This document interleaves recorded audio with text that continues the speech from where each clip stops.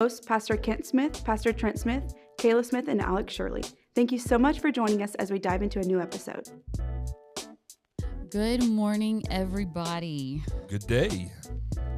We hope that you are having a good day so far.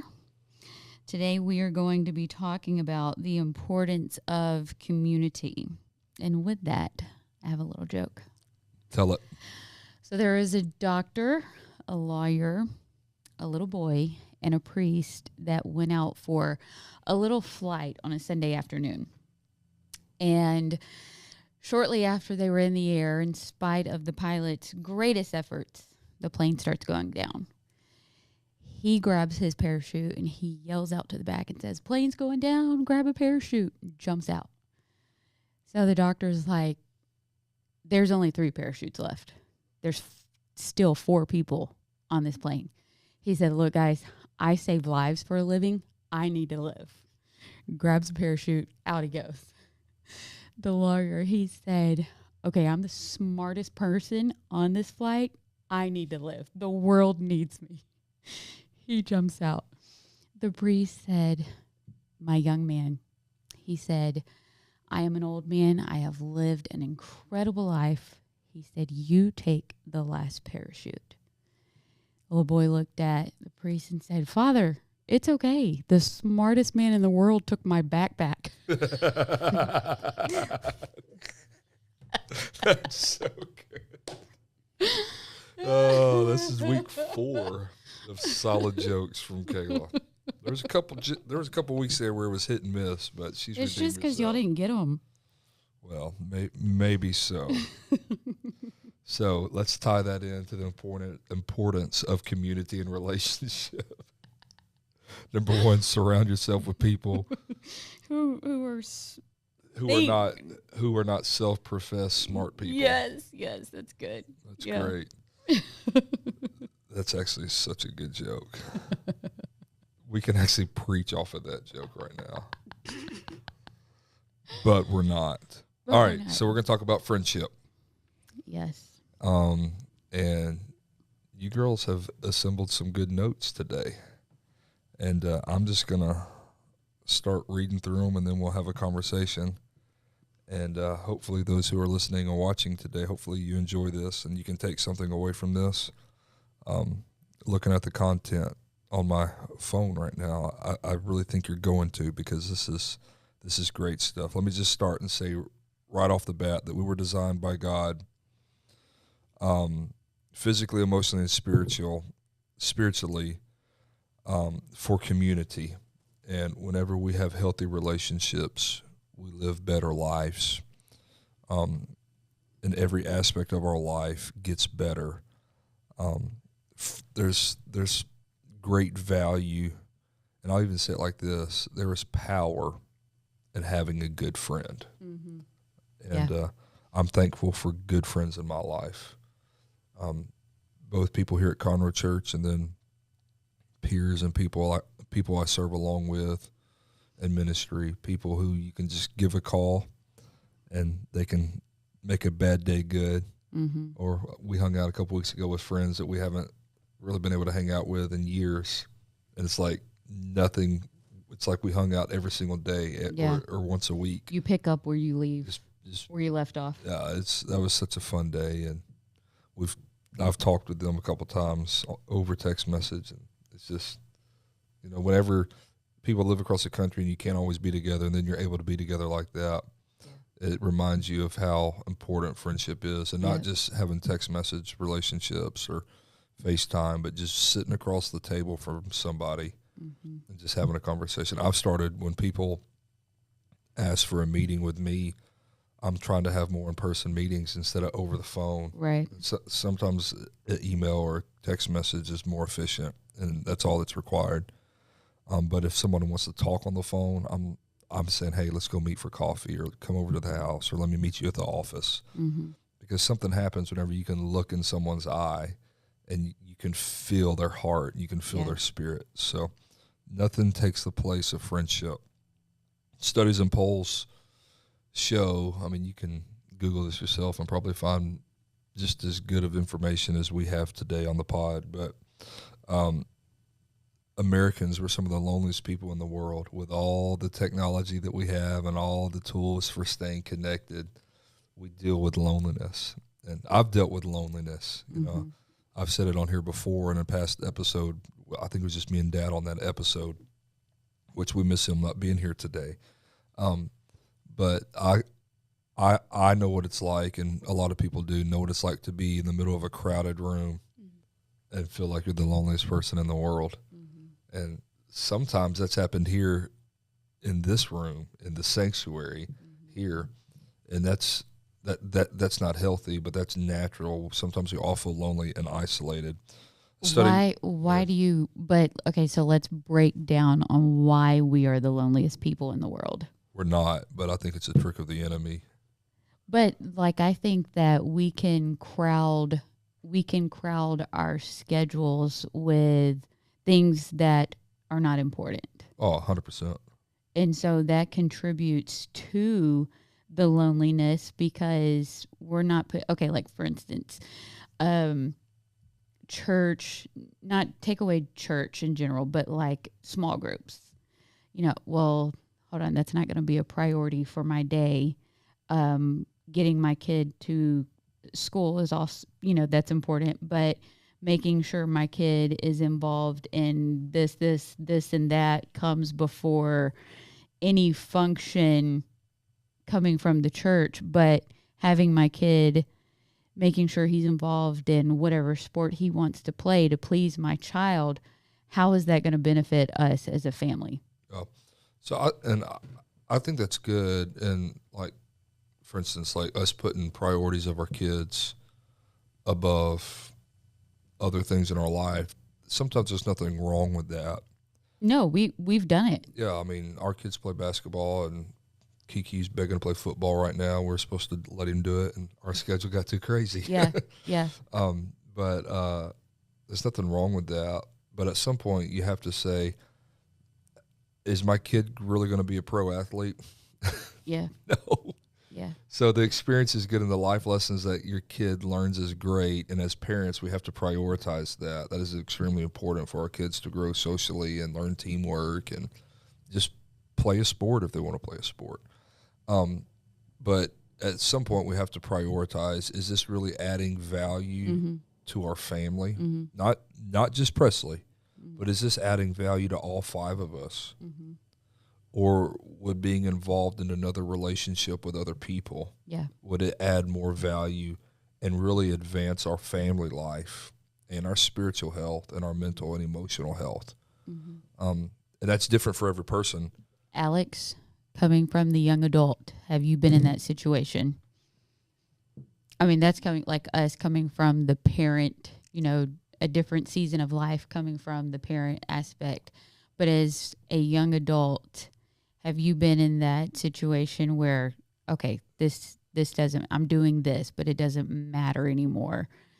I need to add something that adds significant. Yeah. Have you scheduled out positive relationships and then not realized it till it was too late or almost too late?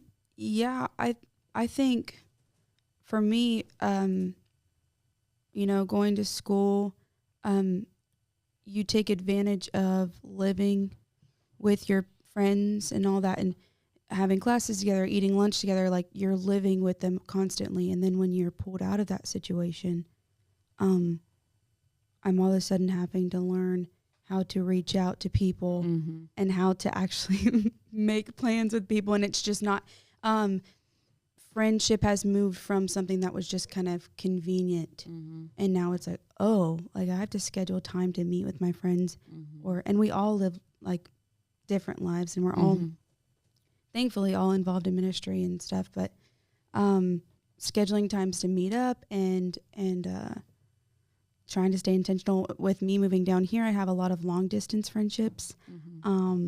It's kind of hilarious. My friend and I, one of my best friends and I started doing this like voice memo. That's awesome. Voice memos on iMessage because we don't have time to talk on the phone all the time and check in.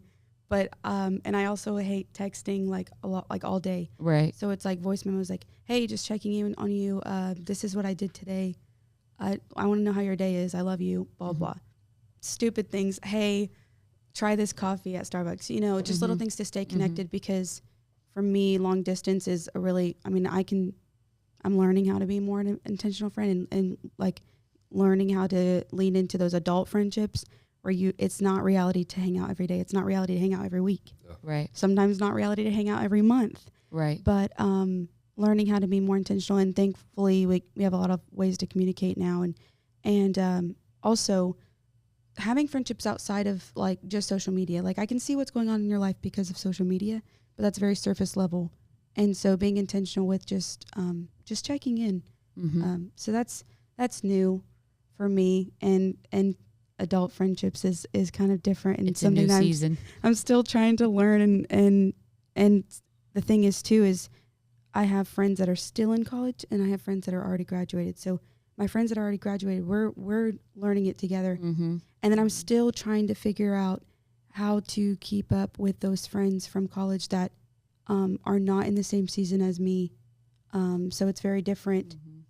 And you feel kind of sort of like a disconnect, but it's just growing pains. It doesn't mean that it's not like that's not a good friendship anymore. Right. But I think you go through ups and downs with different friends, and you go through different seasons and where you're maybe not connecting as much right then because you're just in different places. Right. And I feel like that's okay. I think You'll also, Alex, learn that because there's always going to be a season of your life where you are behind some of your friends. You are at the same season or the same stage of life as some of your friends, and then ahead of some of your friends. yeah. And you'll learn that the friends that are older than you talk less and listen more. The friends that are in the same season of life as you joke and act crazy with and all that. And then the friends who are a year or two younger than you and their season looks different, you will learn, and with time you'll get comfortable with that becoming more of a friendship / mentor role.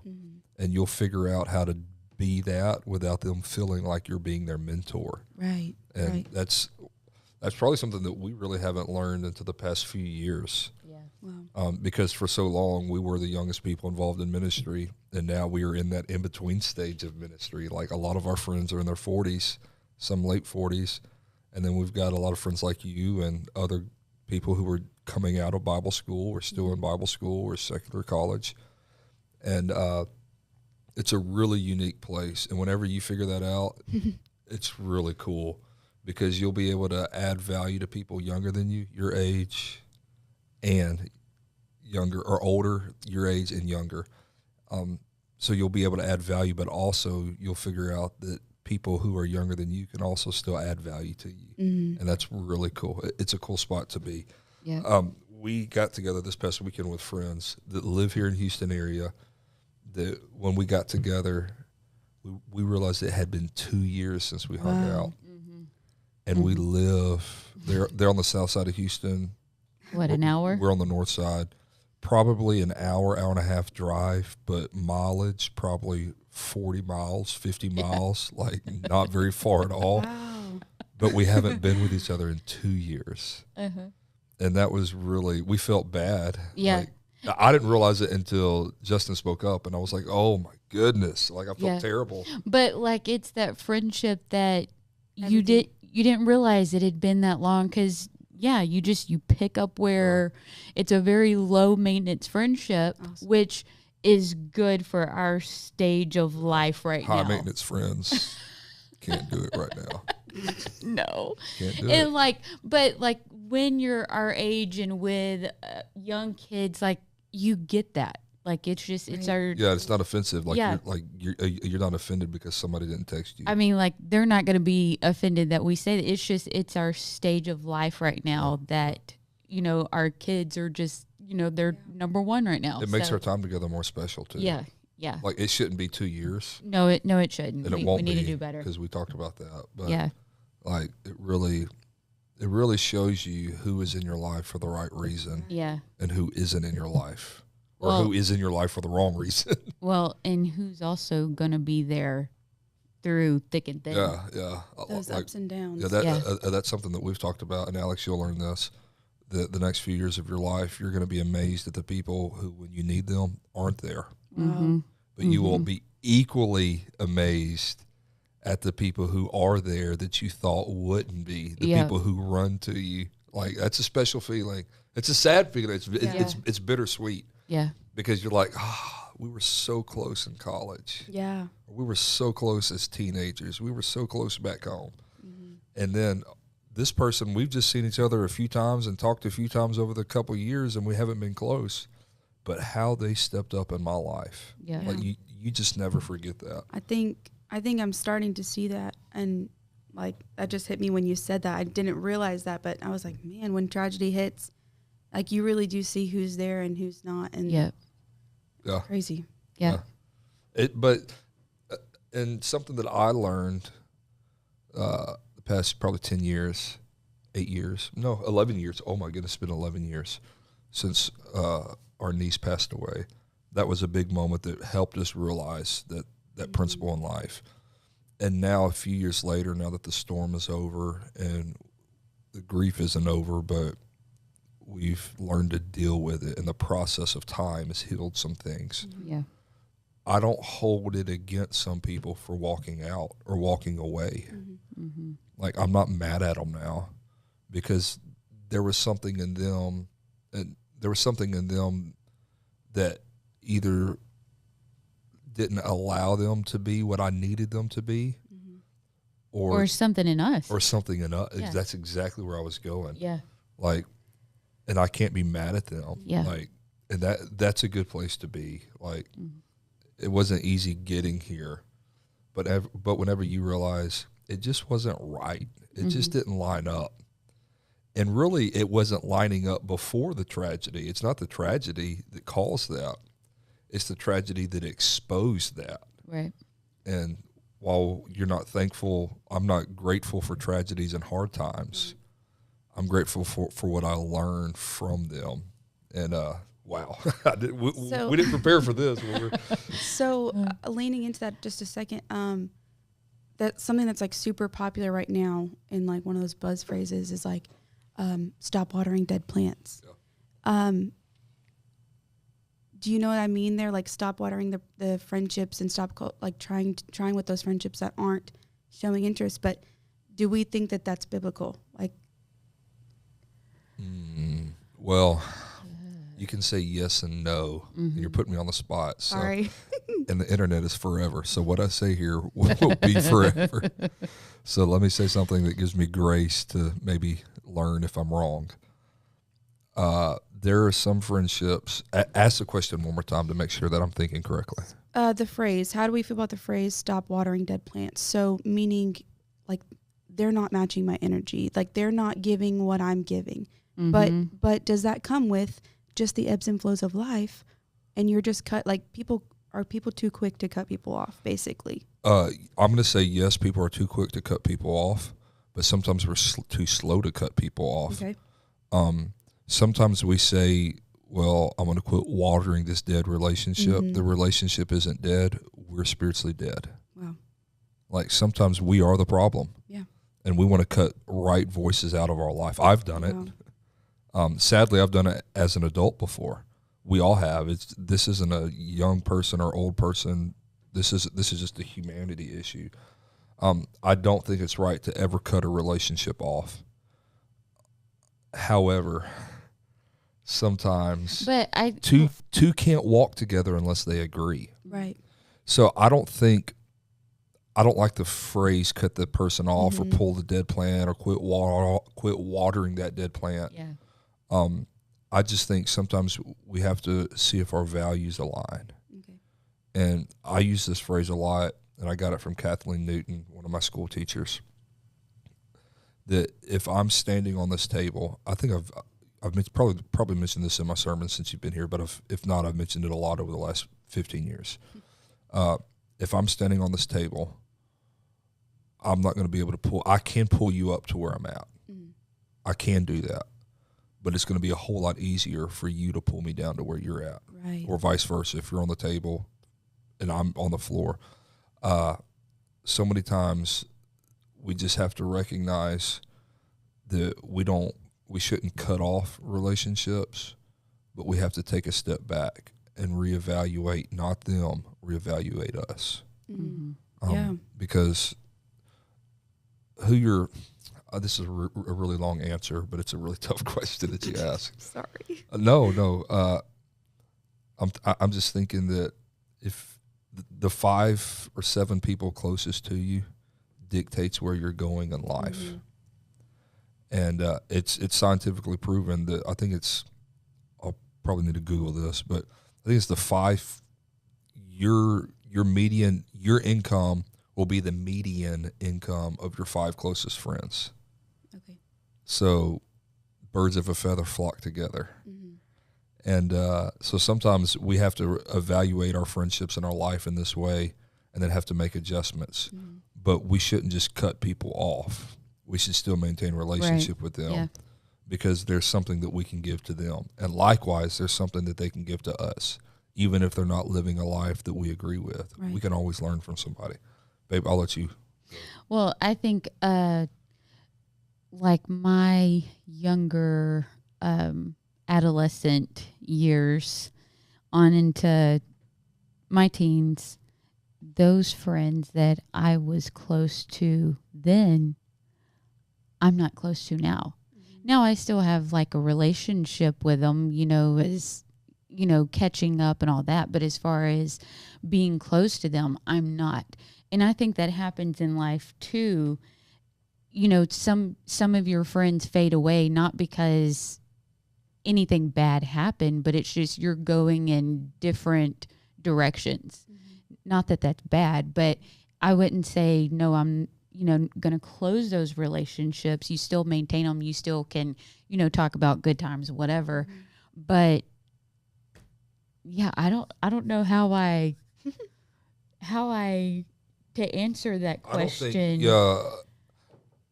I think, let me say, Alex, you're asking the question, but I'm not saying that it's a bad question because you ask it, because that's a cultural question that you're presenting to us. I think that's a state of how culture is, that like, if you don't align with me, like in politics and it's creeping into the church, like if your opinion is different than mine, then I have to cancel you. Yeah. No, that's not right. No. If you live different than me, then I have to cancel you. No, right. Like that's, to have friends, you must show yourself friendly. Well, if we surround ourselves, if I surround myself with people who think like me, do everything like me, how am I going to grow? Exactly. I'm not. I'm going to maintain. If I surround myself with people who, agree like I do on certain things, but also with people that we have different opinions, I need those people too to challenge. Exactly. To challenge myself. So, yes. Okay. Let me just say it like this. This is really good. Yeah. I like being challenged. Let me take it from this perspective. I'm studying Abraham Lincoln right now a lot. Like, just watched the movie on him, went to his museum in D.C. And so, like, everything I can get my hands on about Abraham Lincoln, I'm digging into. Abraham Lincoln surrounded himself with people who disagreed with him and put them in his cabinet because opposing opinions made him better.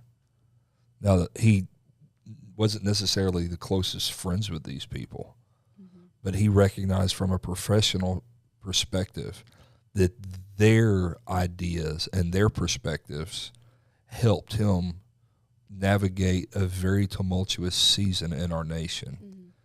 And sometimes we cut people off because we don't agree with them, not recognizing that we can learn from them and still maybe disagree, but we can learn from them and they can make us a better person. They can solidify what we agree and how we live our life. So cutting people off is... Yeah. Now, don't get it twisted. There's some people that... Toxic. Alex, we are following the cloud. Buzzword. Okay, there are some toxic people that I've been warned about the last couple of years. Yeah. By people older than me. And I told them, nah, I think you're wrong on this. Wow. But they turned out to be right. And then you find out. And I find out. Yeah. And I haven't cut those people off. But the good old King James is, You have them at arm's length. I have them on arm's length. I know who's laboring among me right now. Yeah. Hallelujah. Yeah. And I'm not mad at them, but I sure did learn a lesson. Mm-hmm. And so, but I'm never going to cut them off. Yeah. Yeah. You know, the old phrase is keep your friends close and your enemies closer.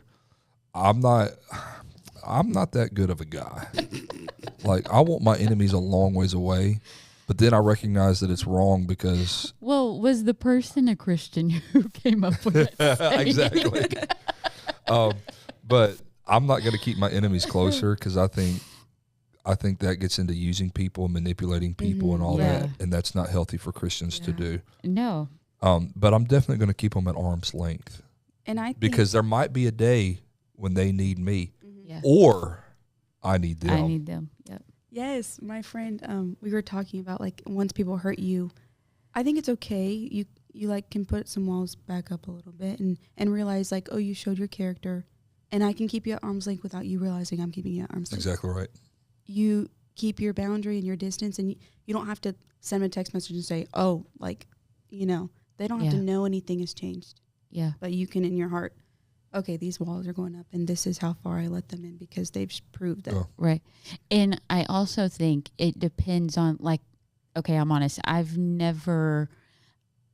had relationships that have faded or friendships that have faded, but nothing that they cause so much hurt and pain. Yeah. I've never experienced that, but I know people who have experienced that, and they have taken on that you do me wrong once and you're done. Yes, right. You're done. To whereas I tend to give people probably a little too much benefit of the doubt because I've never experienced that type of hurt friendship, you know. So there's that also. So, Go ahead. Oh, no, you're good. No, I was going to say ask another hard question.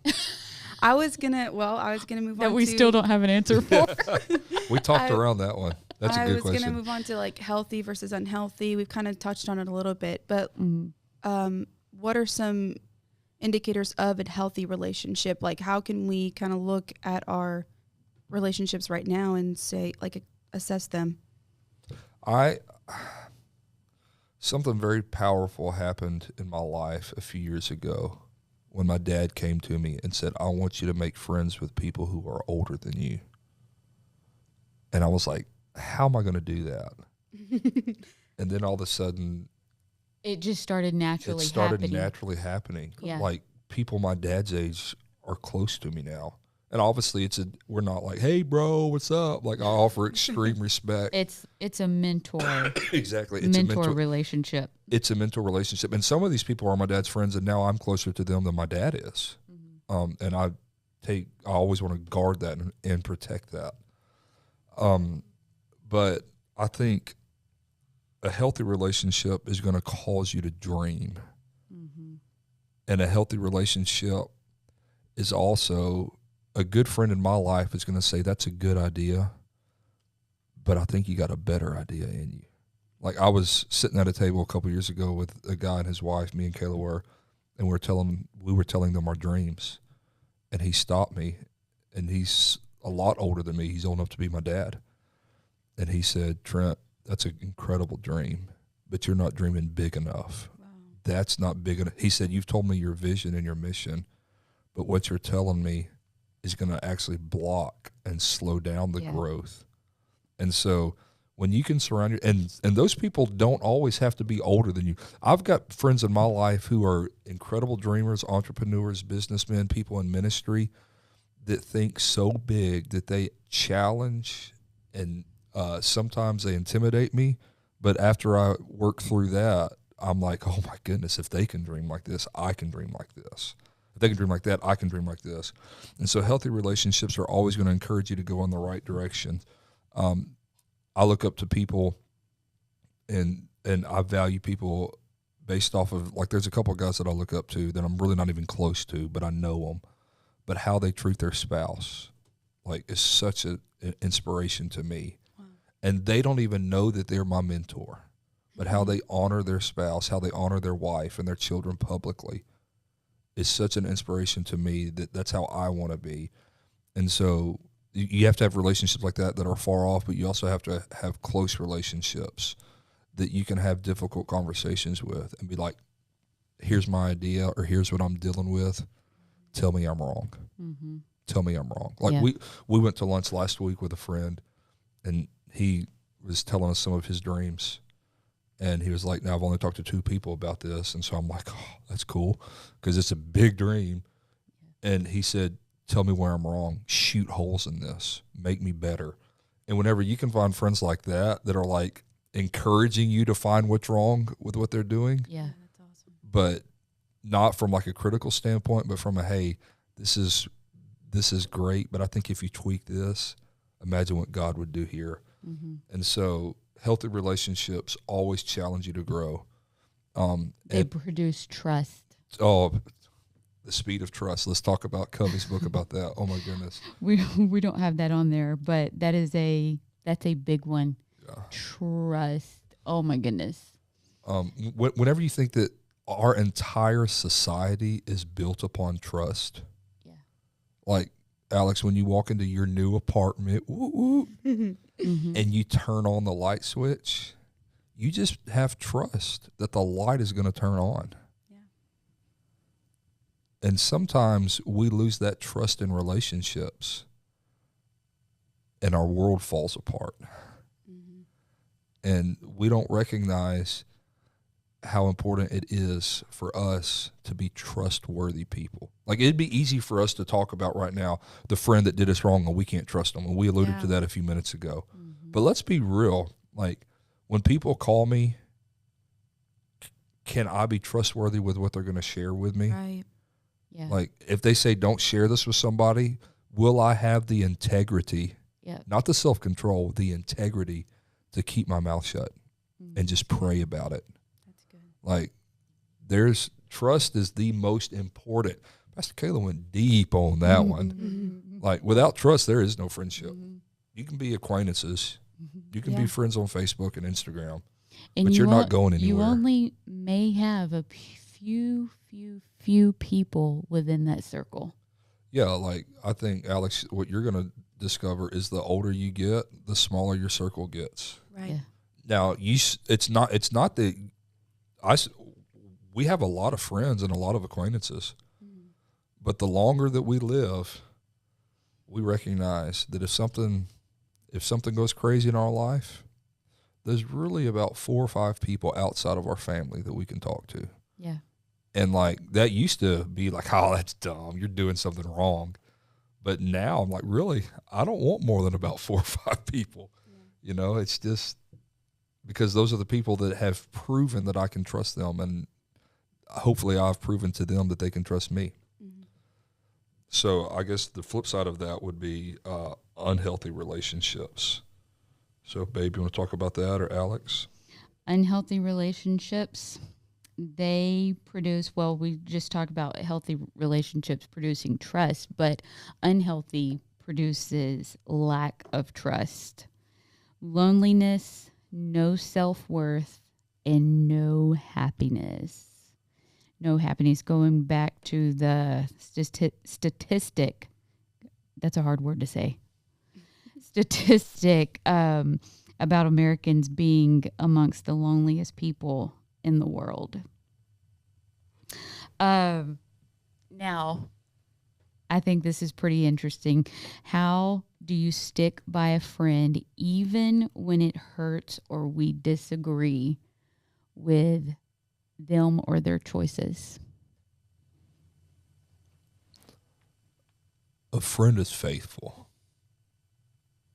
A friend doesn't jump and run when trouble comes. Mm-hmm. If we jump and run, it's because we're running to somebody. And so how to stick by a friend even when it hurts or we disagree with their choices? Prayer. Yeah. This is when integrity comes in. Yeah. Like, we have friends that we disagree with a lot of things that they do, but we're not about to cut them off. No. Like that, No. that would be sinful of us. Mm-hmm. There just comes a time when friendship, first off, every relationship, if it's worth its salt, is going to go through hard times. and disagreeable moments. And in those disagreeable moments, we're given an opportunity to be like Jesus. Mm-hmm. And I think of what Jesus did at the well when the community had gathered around a woman and was ready to kill her and stone her because of her mistakes.